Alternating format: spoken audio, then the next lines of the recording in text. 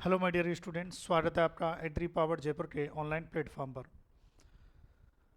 मैं पुष्पेंद्र चौधरी स्वागत अभिनंदन करता हूं। और हमारी जो है RPSCW सहायक कृषि अधिकारी की वैकेंसी थोड़ा सा डिले हो सकती है, लेकिन अगले साल आपकी वैकेंसी आने की फुल उम्मीद है।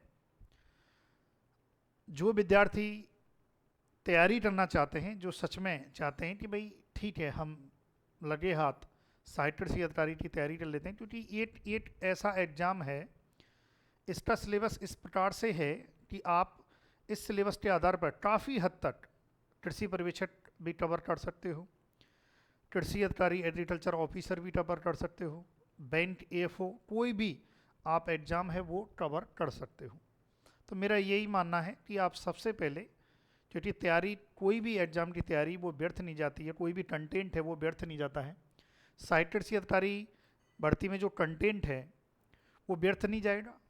राइस यदि आपने यहाँ पर बना लिया तो आपको दूसरी जगह बनाने की ज़रूरत नहीं है, उस कंटेंट को लिखने की ज़रूरत नहीं है, तो ये व्यर्थ नहीं जाएगा। बहुत से विद्यार्थियों का थोड़ा सा टेंशन रहती है, तो मेरा यही है तैयारी करो अच्छे कंटेंट के साथ। सिलेक्शन देखो, सिलेक्शन कोचिंग संस्थान नहीं, आज की तारीख में एक अच्छा कंटेंट, एक बेस्ट क्वालिटी का जो कंटेंट है वो सिलेक्शन कराता है, ना कि कोचिंग संस्थान। मैं ये कह दूं कि यार मैं सिलेक्शन कराता हूँ, नहीं, मेरे कंटेंट में दम है तो सिलेक्शन अपने आप होंगे। और मैं यही प्रयास कर रहा हूँ कि एग्री पावर जयपुर कोचिंग से जो कंटेंट डिलीवर हो वो राजस्थान में सबसे बेस्ट हो, है ना। चलिए भाई, हमने ऑनलाइन कोर्स भी चालू कर दिया है। सबसे पहला और मोस्ट फेमस क्वेश्चन एग्जाम की दृष्टि से ये बहुत अच्छा क्वेश्चन है। इस क्वेश्चन को, ये जब एग्जाम हुआ था, आप देखोगे मैंने इस क्वेश्चन को कराया भी था आपके सहायक कृषि अधिकारी एग्जाम के आने से पहले। यूट्यूब पर भी पढ़ा है ये क्वेश्चन, हालांकि क्योंकि मुझे इतना ही समय मिला था, लेकिन फिर भी मैंने ये क्वेश्चन कराया था। चलिए स्टार्ट करते हैं। देखो, डबल जीरो वैरायटी कंटेंट है ना, किस्म जो है क्या पाया जाता है भाई। अब ये चार ऑप्शन हैं, ये हम बात कर रहे हैं किसकी प्यारे लाडलो, ये हम बात कर रहे हैं आपके मस्टर्ड की। बताएं भाई, डबल जीरो, एक आपके सिंगल जीरो भी होती है। नहीं आ रहा, चलो मैं बता देता हूं। डबल जीरो का मतलब है कि कंटेंट जिसमें लेस देन होता है 2% इरूसिक एसिड, यानी कि यहां पर देखिए लो इरूसिक एसिड यहां तक सही है, और इसमें भी लो इरूसिक एसिड ये सही है। बाकी और आगे देखते हैं। इसके अलावा जो तेल होता है, तेल में 2% इरूसिक एसिड से कम होता है। एक तो ये बात है, डबल जीरो कहेंगे हम पहला। दूसरा और पॉइंट है इसमें, दूसरा क्या है, ग्लूकोसाइनोलेट, किसकी मात्रा, ग्लूकोसाइनोलेट की मात्रा कम होती है, यानी कि आपका आंसर ये जाएगा।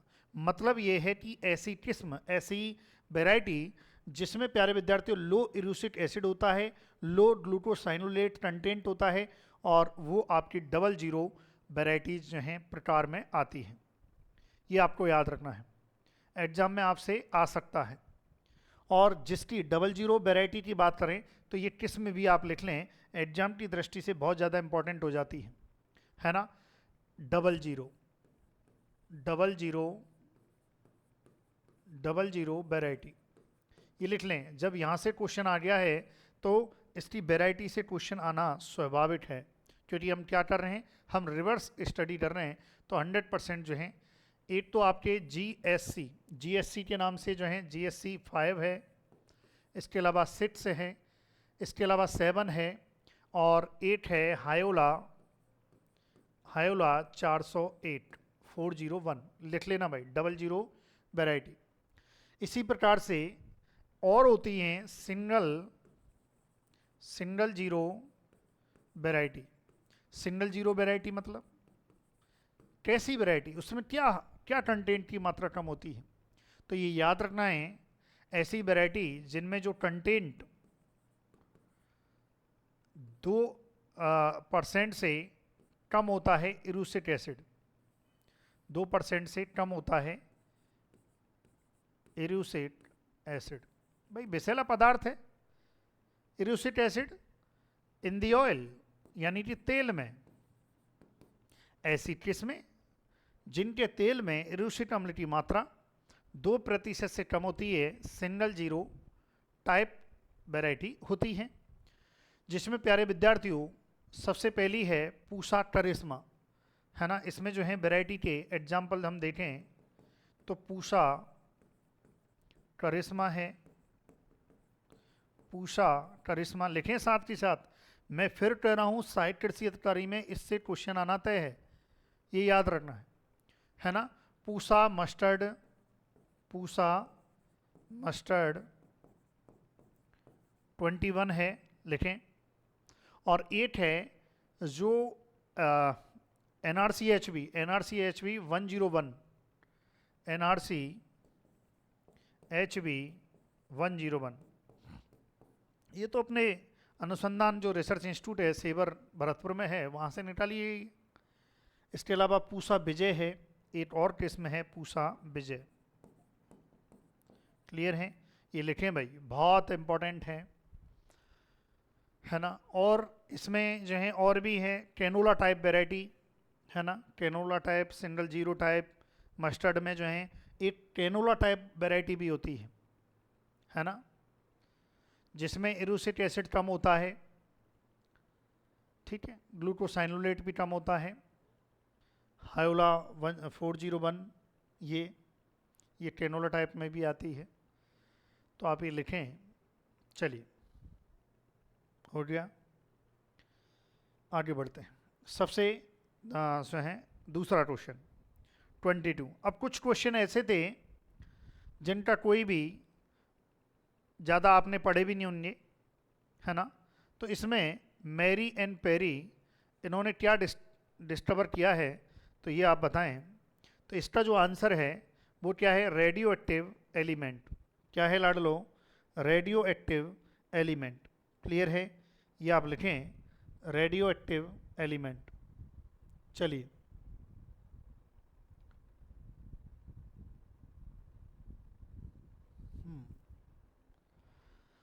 अब इसके बारे में ज़्यादा अपने को अभी डिटेल देख लेते हैं। देखो, एक्सरे, एक्सरे की खोज जो है करने वाले कौन थे? जो हैं WC रॉन्टजन, ये इन्होंने जो है एक्सरे की खोज की है। इसके अलावा बीटा रेज, है ना, बीटा रेज, इसकी जो खोज है, अध्ययन है, नामकरण है, जो मुख्य रूप से अर्नेस्ट रोथरफोर्ड ने जो है दिया है। इसके अलावा इन्होंने ही अल्फा रेज के बारे में जो है इसकी नेचर के बारे में बताया। और बाकी मैरी एंड पियर पेरी जो हैं इन्होंने रेडियोधर्मी तत्वों की खोज की है, और जिसमें रेडियोधर्मी पोलोनियम और रेडियम, ये याद रखना है। अब क्या है, यदि आपको देखो ऐसे क्वेश्चनों में क्या है, यदि आपको पता है तो आप करिए, वरना मत करिए, है ना।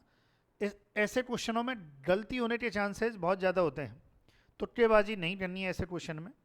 बट फिर भी हमारा जो कोर्स है, उस कोर्स में हम प्रयास कर रहे हैं कि सभी क्वेश्चनों को हम सम्मिलित कर लें। मतलब ऐसा इस प्रकार का हम कंटेंट साहित्य कृषि अधिकारी में बना रहे हैं कि इस बार गारंटी रहेगी कि मैक्सिमम हमारे कंटेंट से ही क्वेश्चन आपको देखने को मिलेंगे।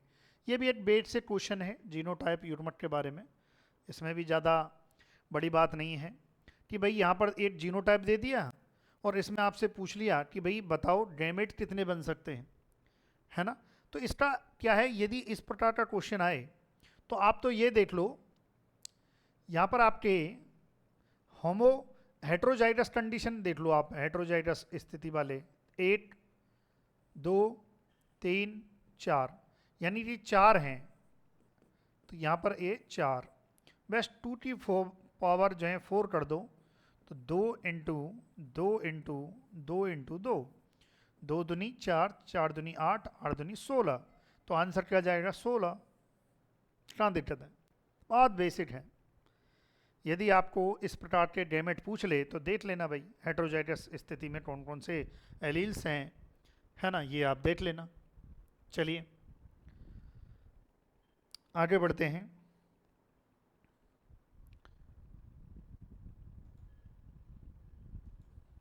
चलिए, हाँ, और देखो, लाइक कर देना। यदि आपको वीडियो पसंद आ रही है तो लाइक कर देना। ये हमारा देखो ऑफर चल रहा है, 2500 रुपये का कोर्स है, रिकॉर्डेड कोर्स है। देखो कंटेंट से आपको मतलब होना चाहिए, कंटेंट से, रिकॉर्डेड या लाइव डजेंट मैटर। आपके पास यदि बेस्ट कंटेंट है तो फिर कंटेंट के साथ जाइए। हालांकि हमने अंग्रेजी इंग्लिश में भी इस कंटेंट को और हम रिकॉर्ड करवा रहे हैं। Test series, best faculty, best quality content, live revision session भी हम देते हैं। और कोर्स खरीदने के लिए agri power Jaipur coaching application पर जाएं। कोई समस्या आ रही है तो 8824081104 पर संपर्क करें। क्लियर है, ये ध्यान रखें। चलिए आगे बढ़ते हैं।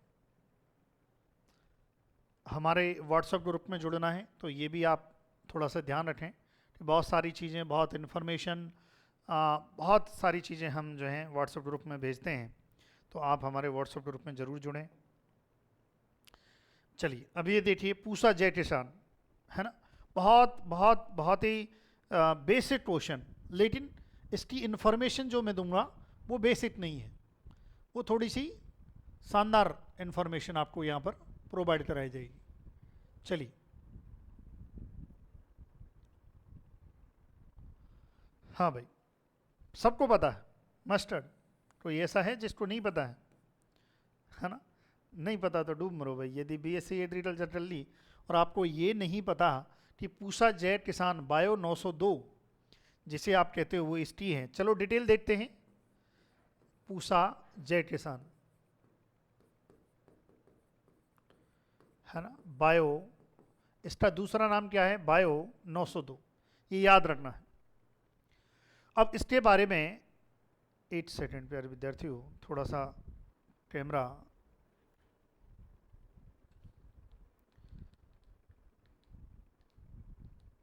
थोड़ा फोकस सही कर लेते हैं। हाँ, अब सही है।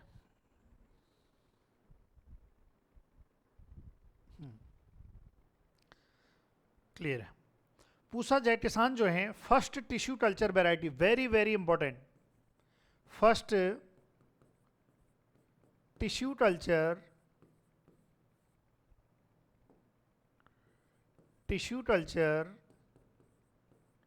Variety, first tissue culture variety, ऊतक संवर्धन किस्म, ये याद रखना है।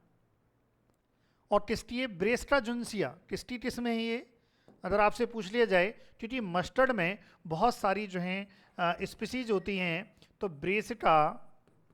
ब्रेस्टा जुन्सिया इसकी ये किस्म है।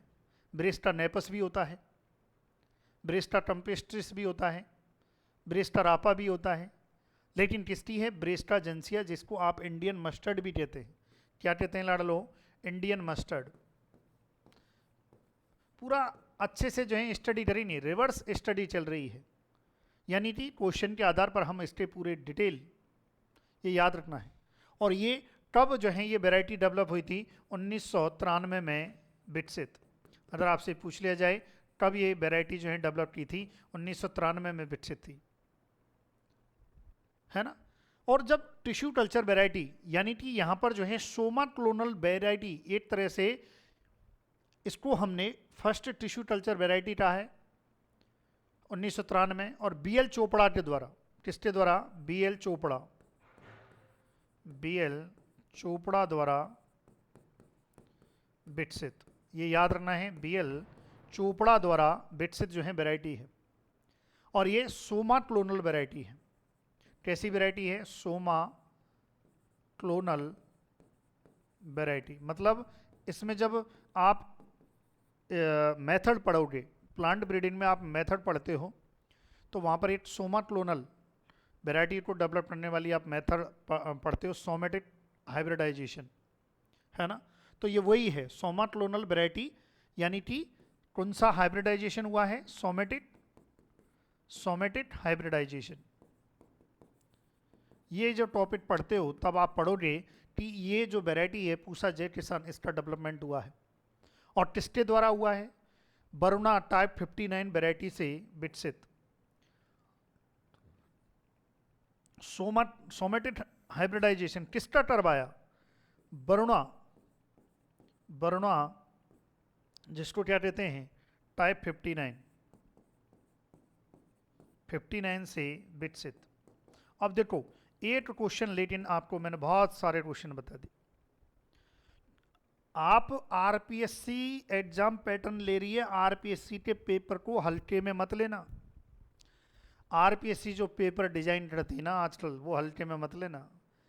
अब आपकी पार एग्री पावर जयपुर कोचिंग संस्थान से ही पड़ेगी। मैं फिर कह रहा हूँ आपको, कंटेंट के मामले में आपको एग्री पावर जयपुर कोचिंग संस्थान पर ही आना पड़ेगा। ये 100% कॉन्फिडेंस के साथ कह रहा हूँ मैं, क्योंकि मुझे पता है कहाँ से क्वेश्चन किस प्रकार के बनते हैं, कहाँ कितना कंटेंट तक लेके जाना है, वो सब पता है मेरे को।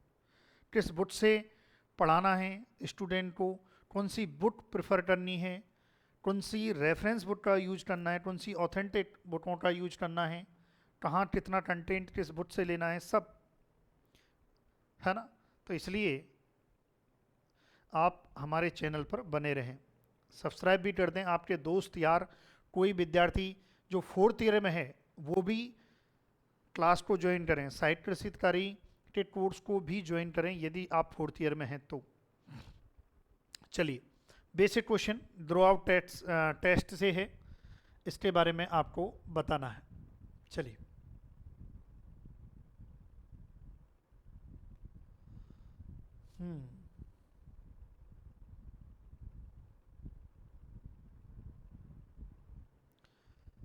सबको पता है जेनेटिक प्यूरिटी भाई, थ्रू आउट टेस्ट आनुवांशिक शुद्धता के लिए। थ्रू आउट टेस्ट का मतलब है कि ऐसे समझिए जेनेटिक प्यूरिटी का क्या मतलब है। जेनेटिक प्यूरिटी का है कोई भी किस्म है धान की या कोई भी किसी भी एक फसल की किस्म है, उसमें दूसरी फसल की के पौधे यदि या उनका बीज मिश्रित हो जाए तो उनको यदि आपको निकालना है तो आपको थ्रू आउट टेस्ट करना पड़ेगा। आपको चेक करना पड़ेगा कि कोई मिक्सिंग तो नहीं है किसी अन्य किस्म की उसी फसल की, तो वो जेनेटिक प्यूरिटी होती है भाई। चेक करना है तो जेनेटिक प्यूरिटी को हम चेक करते हैं भाई, 98% या क्या है वो सब चेक करते हैं। अब ये देखो कितना बढ़िया क्वेश्चन है। अब ये जब अब पूरा डिटेल से पढ़ोगे ना तभी आपको पता चलेगा। यहाँ क्या कह रहा है कि भाई मेंडल का लॉ, कौन सा एक आप पढ़ते हो, लॉ ऑफ सेग्रीगेशन, पृथक्करण का नियम मेंडल का। तो F1 में सेग्रीगेशन पृथक्करण तब होता है जब क्रॉस किन के बीच कराया जाता है। देखो जनरली क्या है, जनरली ज़्यादातर जब आप क्रॉस पढ़ते हो तो जो पृथक्करण है वो F2 जनरेशन में आपको देखने को मिलता है, F2 में देखने को मिलता है। F1 में तो बहुत रेयर केस में देखने को मिलता है, लेकिन एक है जहां पर F1 में सेग्रीगेशन यानी कि पृथक्करण का नियम लागू हो जाता है। बताइए क्या है लाडलो, सोचिए विचारिए। चलिए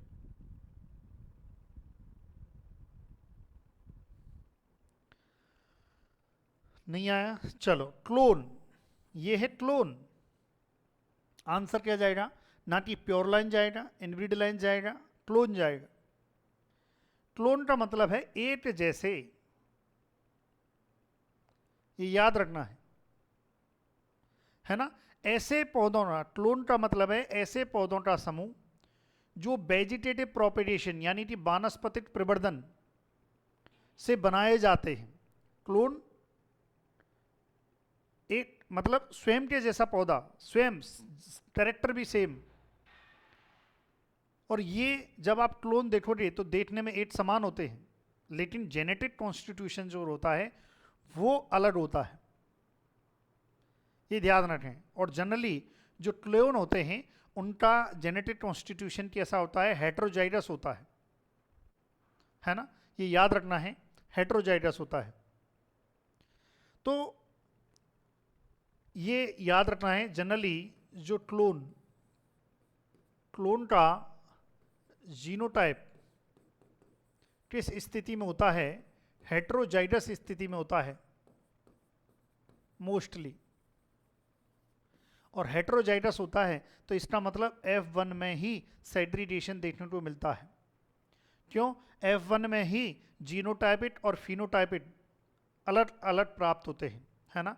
ये याद रखना है। जब क्लोन इनटू क्लोन, इसका जब आप यहाँ पर क्रॉस कराएंगे तो F1 प्रोजेनी यानी कि संतति प्राप्त होती है। और जो F1 संतति प्राप्त होती है लाडलो, ये याद रखना है, ये इसका जो जीनोटाइप है, जीनोटाइप यानी कि जो एलील्स का प्रकार है, और फिनोटाइपिक यानी कि बाहर से देखने वाली जो संरचना है फिनोटाइपिक, है ना, अलग अलग प्राप्त होते हैं, अलग अलग प्राप्त होते हैं, है ना। ये इस प्रकार से रहते हैं, जैसे ये A capital A small A, capital B small B, capital A small A, capital B small B, इस प्रकार से। ये ध्यान रखना। क्लियर है?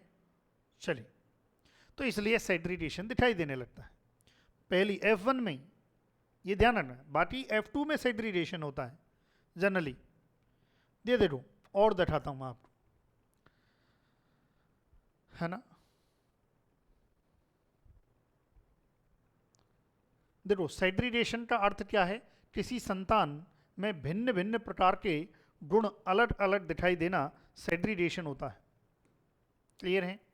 ये देखो आप, ये देखो यहां पर parent capital Y small Y, जब F1 पीडी आई तो सभी प्रकार के पीले आए, यानी कि आप यहां पर देखोगे तो जीनोटाइपिक परिवर्तन देखने को मिलता है, लेकिन फिनोटाइपिक नहीं मिलता है। यदि दोनों परिवर्तन देखने को मिलते हैं, दोनों आपको जीनोटाइपिक और फिनोटाइपिक सेम नहीं मिलता है रेशो, तो हम कहेंगे सेग्रीगेशन है। अब देखो, फिर F1 में सेल्फ इन कराई, फिर उसके बाद आप देखो F2 में पृथक्करण देखने को मिलता है आपको।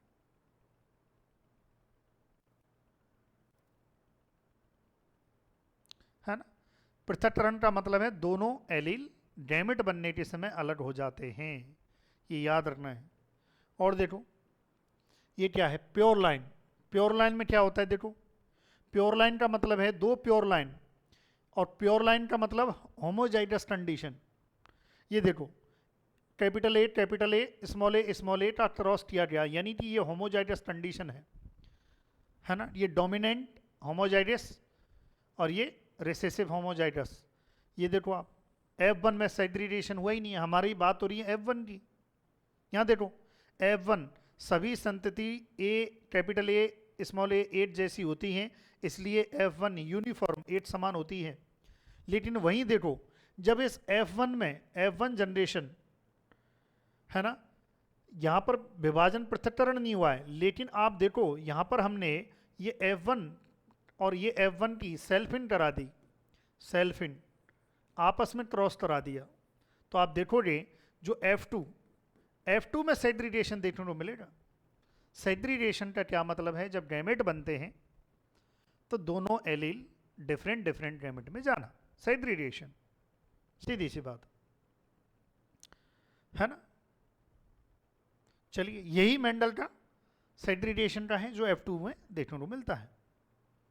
और देखो ये क्या है ना, ये आप देखो क्रॉस का प्रकार प्योर लाइन शुद्ध वंशक्रम। ये देखो यहाँ पर इनब्रीड लाइन में सेम वही, है ना। क्लोन में देखो कई प्रकार के गैमेट बनते हैं, यहाँ पर 8 समान बनते हैं, यहाँ पर 8 समान बनते हैं, यहाँ पर यूनिफॉर्म है, यहाँ पर यूनिफॉर्म है, यहाँ पर वेरिएबल है। तो यहाँ पर जो है F1 में ही पृथक्करण देखने को मिलता है, ये ध्यान रखना। और देखो, F1 में पृथक्करण केवल तब होता है जब दोनों माता पिता विषम युग्मजी यानी कि हेट्रोजाइटस होते हैं। क्लियर है? तो ये स्थिति क्लोन में ही हो सकती है, औरों में नहीं होगी, ये ध्यान रखें। अब ये देखो, ये क्वेश्चन क्योंकि जो है प्लांट वाटर रिलेशनशिप आपके सिलेबस में है। Plant cell is fully turgid है प्लांट सेल, तो ऐसी स्थिति में क्या होगा बताओ जरा। क्वेश्चन आपके सामने है, बताइए।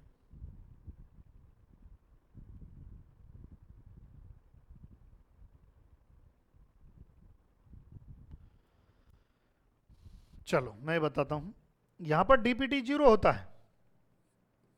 कैसे भाई? फुली टर्जिड अवस्था क्या है ये भी तो पता होना चाहिए। अच्छा देख लेते हैं हमारे पास, यदि हाँ ये रहा ना, है हमारे पास है, फुली टर्जिड अवस्था है।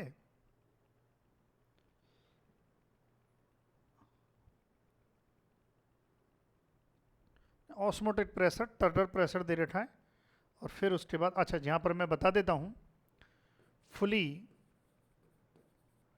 Turgid cell, fully turgid cell होता क्या है ना। जब देखिए समझिए, जब प्लांट सेल अधिकतम पानी ग्रहण कर लेती है उस स्थिति को कहते हैं फुली टर्जिड सेल। जब प्लांट सेल अधिकतम पानी ग्रहण कर लेती है उस अवस्था को कहते हैं फुली टर्जिड, है ना। ये ध्यान रखना है ना, जितना पानी उसको ग्रहण करना है उसने वो कर लिया, है ना। अब क्या होगा, वाटर अंदर जाना रुक जाता है,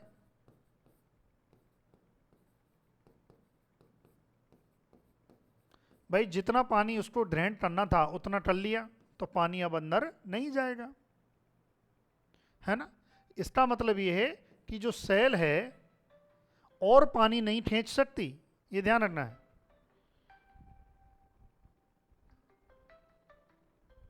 चलिए सॉरी फोन आ गया था थोड़ा सा बीच में, है ना। क्या बता रहा था कि वो प्लांट सेल जो अधिकतम पानी ग्रहण कर लेती है, यानी कि हम कहेंगे कि वो फुली टर्जिड सेल है।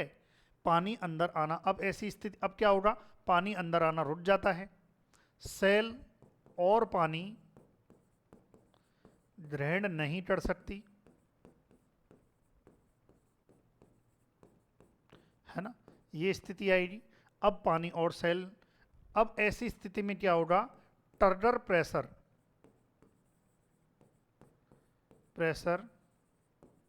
अधिकतम होता है, अधिकतम होता है।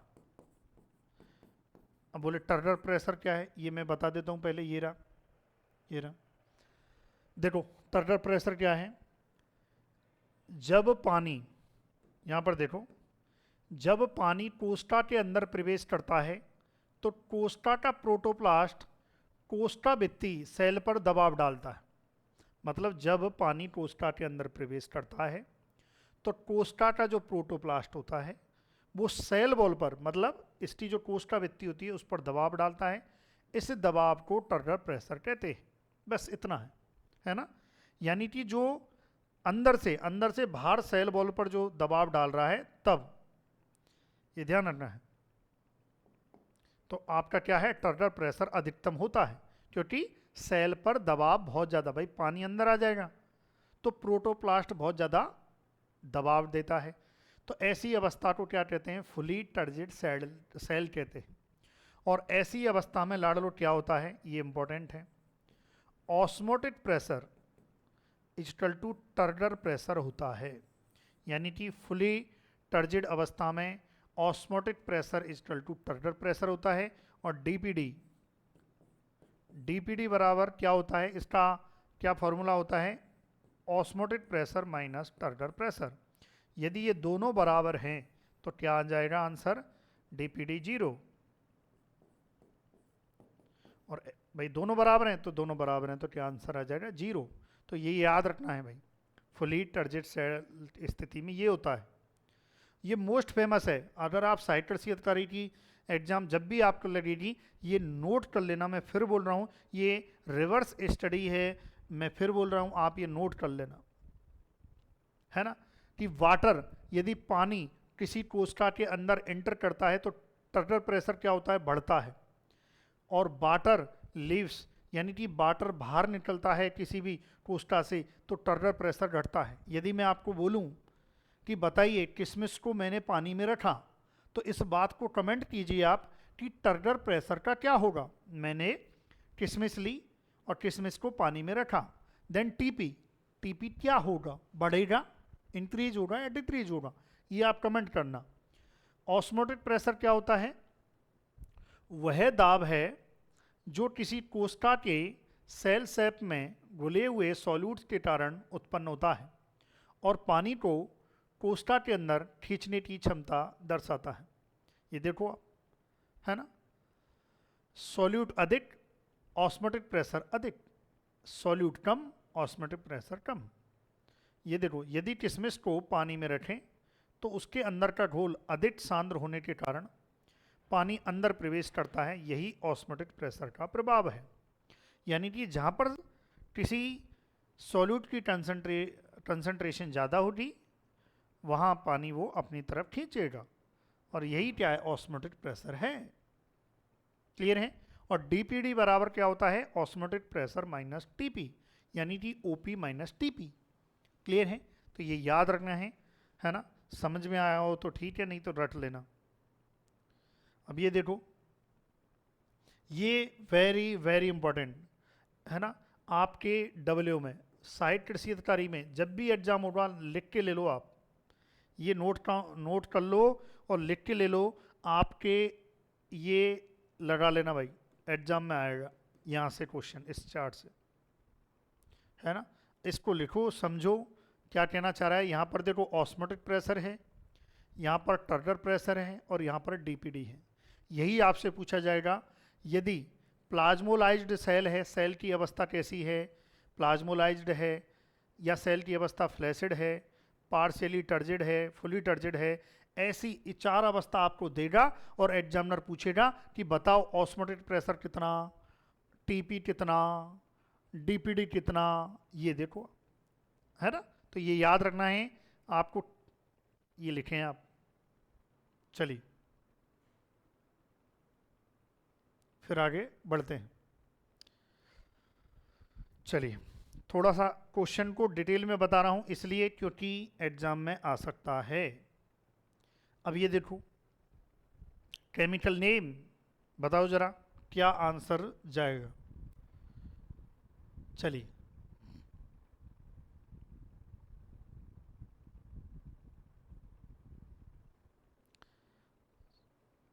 हाँ, काइनेटिन का, इसका क्या है भाई, 6 फरफ्यूराल अमीनोप्यूरिन, आंसर सी। ये याद रखना है। इसके बारे में अगर डिटेल देख लेते हैं, ये ना है ना अपने पास, देखो साइटोकाइनिन, साइटोकाइनिन में आपने पढ़ा होगा काइनेटिन, आपने पढ़ा होगा जियाटिन, आपने पढ़ा होगा बेंजाइल एडेनिन, आपने पढ़ा होगा आइसोपेंटेनिल एडेनिन। ये सब क्या है, ये काइनेटिन है। यहाँ से क्वेश्चन क्या आता है, पहला क्वेश्चन तो यही बनता है कि कौन सा रसायन काइनेटिन है या कौन सा काइनेटिन का रूप है, ये आता है। दूसरा आता है कि कौन सा सिंथेटिक काइनेटिन है, कौन सा नेचुरल है, तो ये भी आपको याद रखना है, नेचुरल सिंथेटिक का। और क्या क्वेश्चन बनता है, और इसके केमिकल नेम से तो क्वेश्चन बन चुका है, ये याद रखना है। क्लियर है। चलो लिख लें आप ये।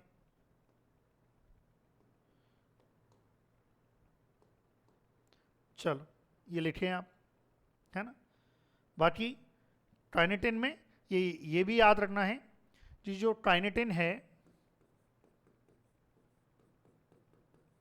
ना, साइटोकाइनिन कह दो, काइनेटिन कह दो।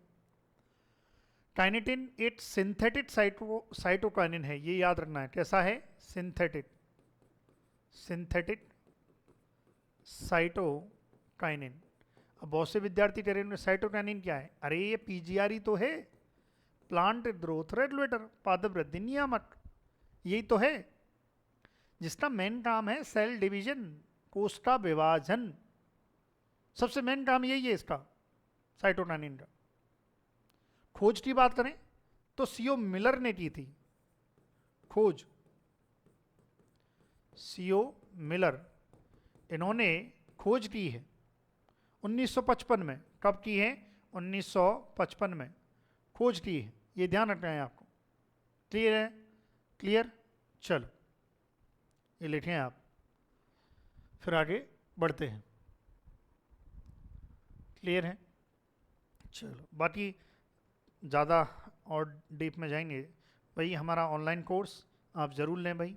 यदि कंटेंट चाहिए तो लेना, आपको सिलेक्शन लेना है तो लेना, वरना मत लेना भाई। ये भी अच्छा क्वेश्चन है, बताएं भाई। वाटर स्ट्रेस, जल तनाव की स्थिति में कौन सा हार्मोन भाई काम आता है, बताओ जरा। चलिए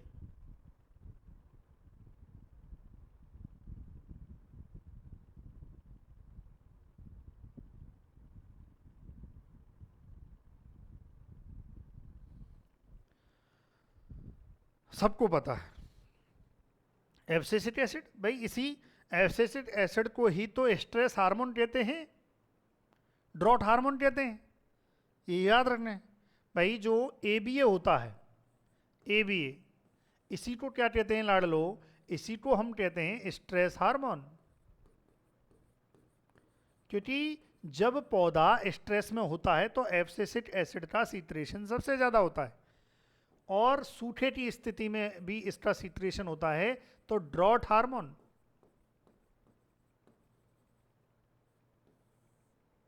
ये याद रखना है।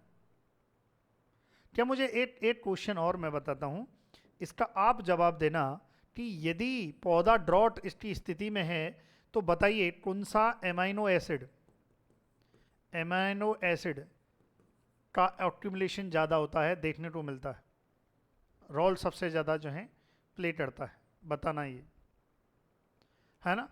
और देखो वाटर स्ट्रेस की स्थिति में क्या होता है लाडलो, एब्सिसिक एसिड का जो निर्माण है वो बढ़ जाता है।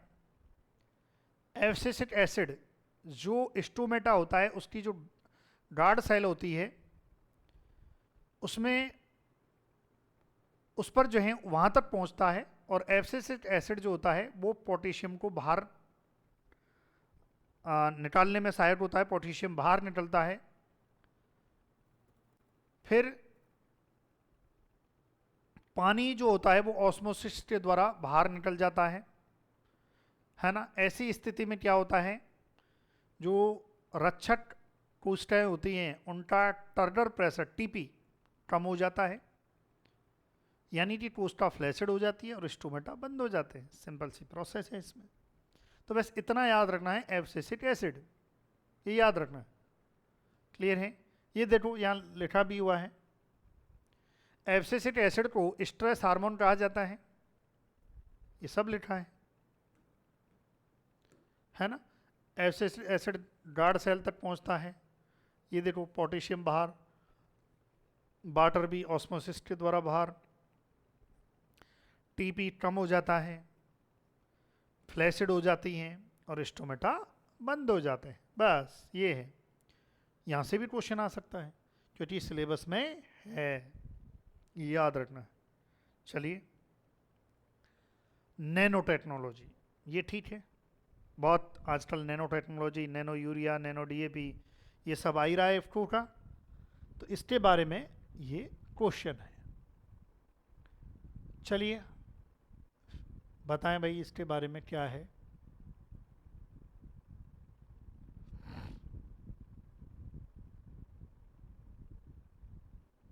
चलिए तो इसका एन तानीगुची, ये याद रखना है, एन तानीगुची।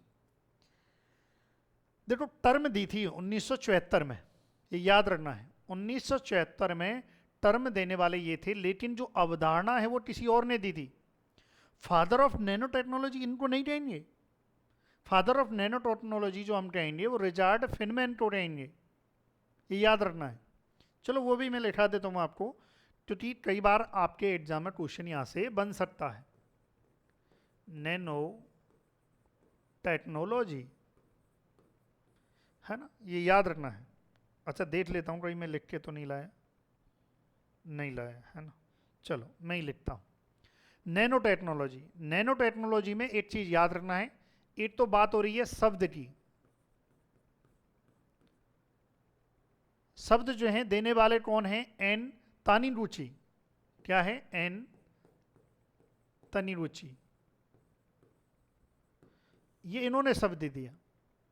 लेकिन father of nanotechnology Richard Feynman, ये याद रखना है, father of nanotechnology, father of nanotechnology Richard Feynman, Richard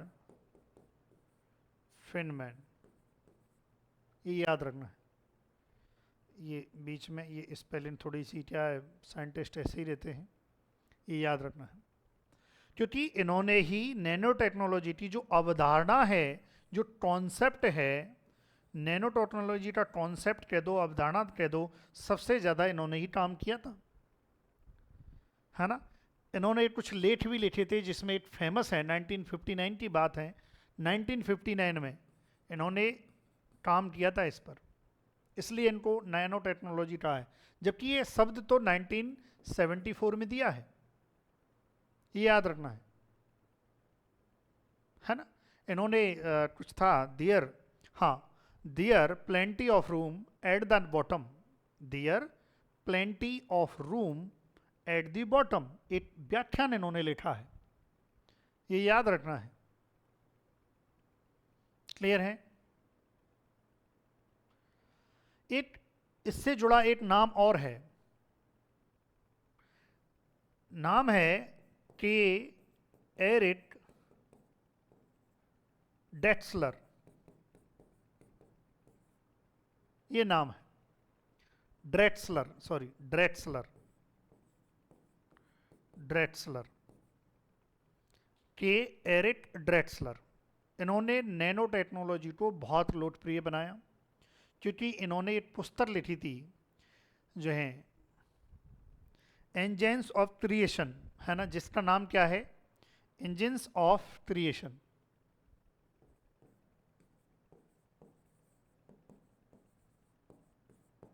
creation book, पुस्तक, ये याद रखना है। बाकी तो इससे ज़्यादा तो क्या पूछा जाएगा, आजकल नैनो यूरिया, नैनो डीएपी ये सब आने लग गया है ना।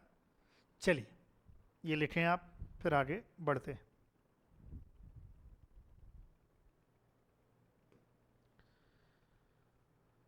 चलो 10 क्वेश्चन बहुत हैं, एक्सप्लेनेशन बहुत ज़्यादा हो गया, और देखेंगे अगली क्लास में, देखेंगे, आज के लिए बहुत है, ठीक है। चलिए थैंक यू सो मच, फिर डिटेल से स्टडी करते हैं, कोर्स ज़रूर लें आप भाई, है ना। चलिए थैंक यू सो मच।